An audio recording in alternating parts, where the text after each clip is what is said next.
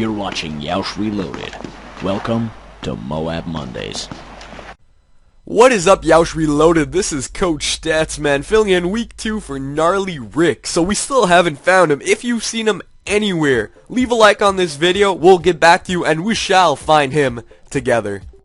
So before talking a bit about myself, I wanted to introduce this MOAB. It's an iCurve Bullets MOAB Hill. His link will be down below. It's an impressive double P90 on dome. It's really cool. If you watch the gameplay, you might find some tips that you can apply to your own gameplay. Now onto myself. So I do Call of Duty content like most. I also do Black Ops 2 news and Would You Rather videos. You can check my link down below. Now onto the actual topic of the video. So the idea for this commentary came from a response that Treyarch issued. Somebody who asked a question on Twitter, and the guy asked, it's Tayyib Chaos, can you change the storyline by the choices you make in Black Ops 2? And Treyarch, well, they really well responded to his question. Well, yes, there will be a choice events in the campaign that will affect the story. One way we are doing this is through Strike Force levels, which are new to Call of Duty and introduce non-linear sandbox-style gameplay to the single-player storyline for the first time. This is how they work. At several points, the head of Special Forces will address you and let you know that a conflict has arisen, a proxy war happening parallel to the main storyline, and that you need to handle it.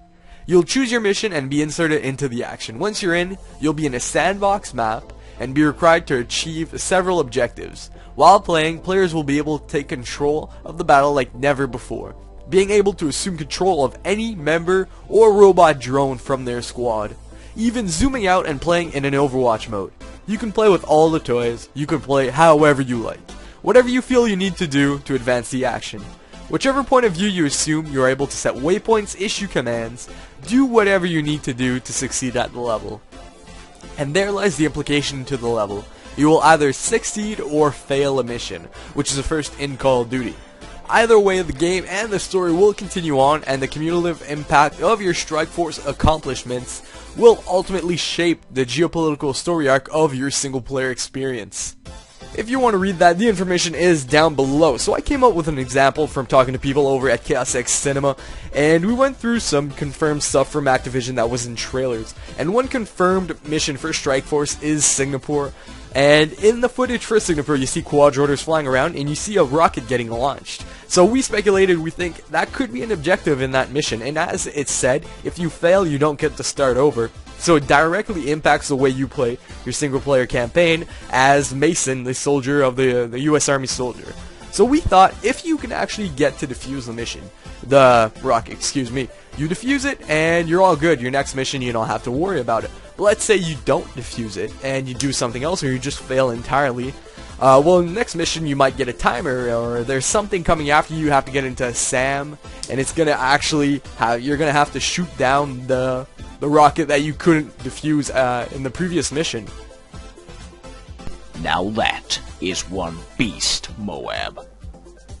So thank you, Mr. Soldier Man. iCurve Bullets, that's his first MOAB he's going to be dropping in this game. Stay tuned for another one, as well as more incredible gameplay from him. So now onto the actual topic once again after this short explanation. So I really do like this trend. Most people don't, some of them don't even play the Call of Duty single player because it's such a cookie cutter single player. You know, you go from point A to point B, don't ask any questions, you can't do anything interesting. They're really trying to integrate real sandbox characteristics, I guess, into the single player. So it's going to play like a little bit like GTA, a little bit like Assassin's Creed, these open world sandbox games that people are really, like Skyrim, people really do love these games, and they're trying to give the single player of Call of Duty replayability. You know, this time you failed this mission, maybe next time if you play it, you restart the campaign and you succeed at that mission, the gameplay is going to be completely different. The missions are going to have different your success or failure is going to have ramifications that go beyond one mission.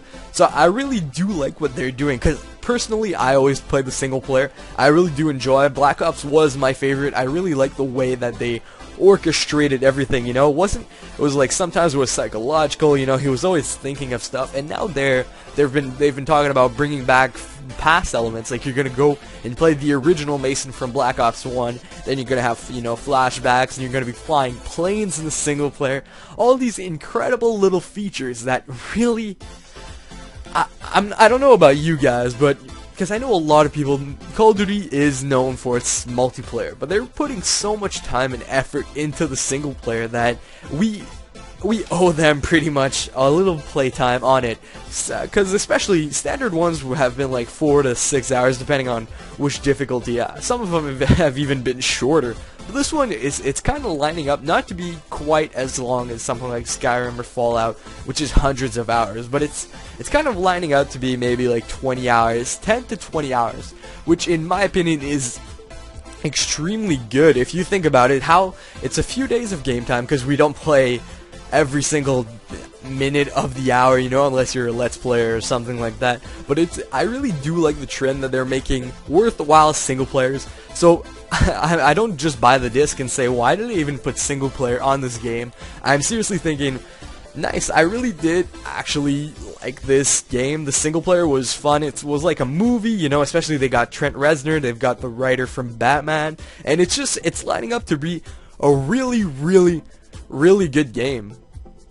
Now that is one. Yeah, we know.